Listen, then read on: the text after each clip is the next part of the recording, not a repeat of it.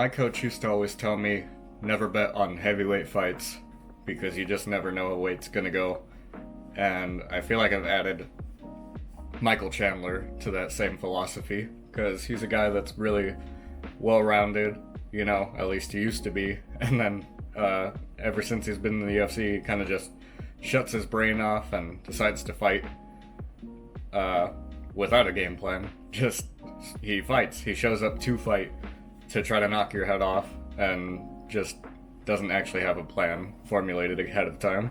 That being said, I did predict Paddy Pimblett was going to beat him. I did not think he was going to finish him. This past weekend, Paddy did finish Michael Chandler with ground and pound of all things. The D1 wrestler out of Missouri getting beat by ground and pound by an Englishman, jiu-jitsu based Englishman, super surprising. But also Paddy did kind of allude to the fact that he had a better ground game, and not just a better ground game, better MMA wrestling, and that's a huge difference going into these fights, is MMA wrestling and collegiate all-American wrestling are two completely different things. You actually have to get in on the legs a certain way. Obviously, you've got that in-between space. You start on the feet striking, not just almost on your knees, you know, hunched over, pretty much ready to reach to the legs at any time. And that was something Paddy alluded to in an interview specifically with Daniel Cormier. Everyone as well thinks that he's a better wrestler than me, that maybe when it comes to like American wrestling, yeah, put some wrestling shoes on. Yeah, he is a better wrestler than me.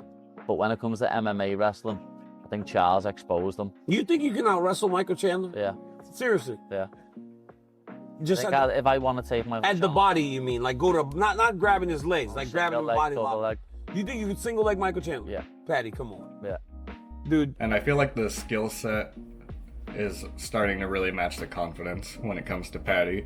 Now, I mean, I did kind of shit on Chandler to start this video, saying he just turns his brain off, but he's still high level. D1 collegiate wrestling, and to beat him the way that he did, you know, he played into Chandler's like original roots, going to the ground, and he still beat him.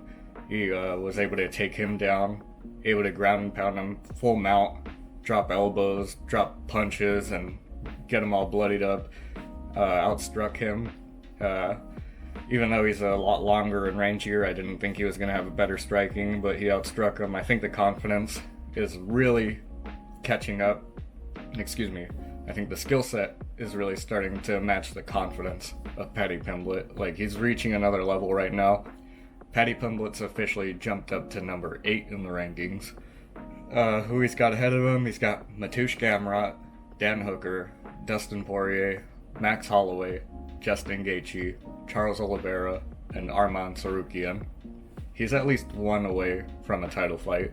Now, Chael Sonnen did let something slip, it seems like, when Dustin Poirier was on the booth. He basically said he was matched up with Max Holloway. See, you just said the one thing we know is Dustin Poirier and Max Holloway are matched up. I don't know if that's true, though. I don't either. You know what I'm saying? That's the problem. And lately, there's also been a lot of rumors of Charles Oliveira versus Ilia Topuria.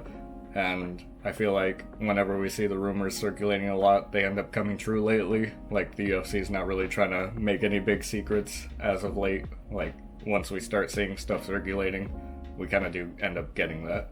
So I would assume Holloway and Poirier are off the list as potential opponents, and Oliveira and Topuria are also off that list when it comes to potential opponents for Paddy Pimblett.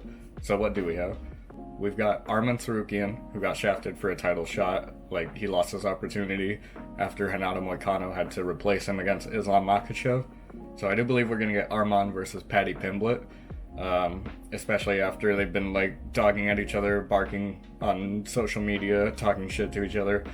At first I thought that was, like, a way more dangerous fight for Paddy, but after what he did with Michael Chandler on the ground, I kind of have more confidence in him now, especially the striking too.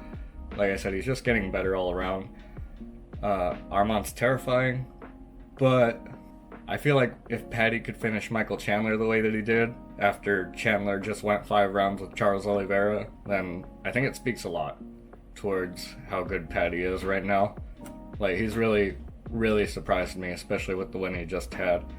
So I think Arman versus Paddy makes a lot of sense. I think he would actually make it very competitive. I hope it would be 5 rounds, not 3 rounds. Maybe a co-main event for one of the pay-per-views coming up.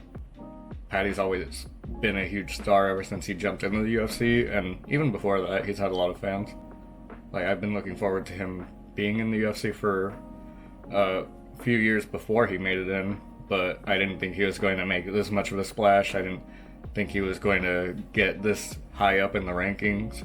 I mean, he had a tough fight against Julian Erosa for over 5 rounds in the title defense before he made it to the actual UFC.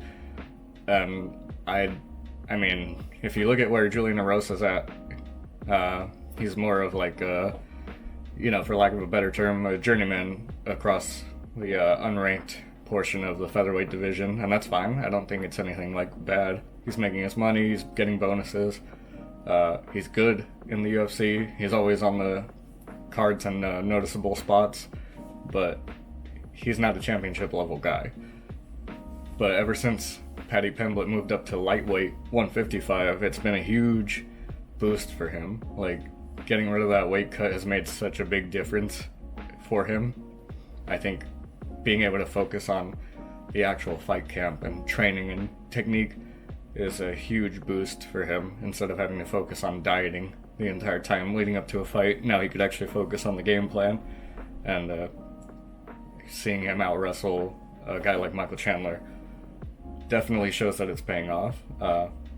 I'm excited for him in the division. He's one fight away, just one fight away from a title shot, and it's hard for me to see anybody beating Islam right now, but I mean, it's always good to have a fresh face instead of seeing Islam have all these rematches for title fights. You know, he's already beat Charles Oliveira, he's beat Arman Tsarukyan in the past. That was years ago, sure, but still a rematch. It's nice to see fresh contenders. So if Arman loses against Paddy Pimblett, then we've also got Ilia Topuria. Ilia Topuria and Paddy Pimblett have a lot of beef. Like, there's a lot of stuff to look forward to with Paddy Pimblett and Ilia being inside of the division. And regardless, I think we've got a lot of potential here. So, yeah, I'm excited for the future with Paddy Pimblett. Even though I've definitely been thinking he was going to lose against Bobby Green. But that's because I was really going off of the Jared Gordon fight. And I didn't even know that he broke his foot in that fight until, like, coming up before the Chandler fight. And then just the fact that he broke his foot early in that fight and made it through 3 rounds said a lot about him. I'm definitely way more of a believer after I found that out, and I kind of realized I was shitting on him too much. But regardless, I think the future's looking bright at lightweight. There's been a lot of roadblocks, a lot of the old guard standing strong and turning away contenders, but it seems like there's been a big shift lately, so I'm excited.